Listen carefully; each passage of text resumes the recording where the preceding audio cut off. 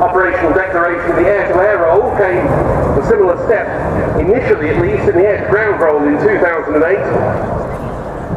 And the process of turning this into an effective multi-role platform has only heightened since then.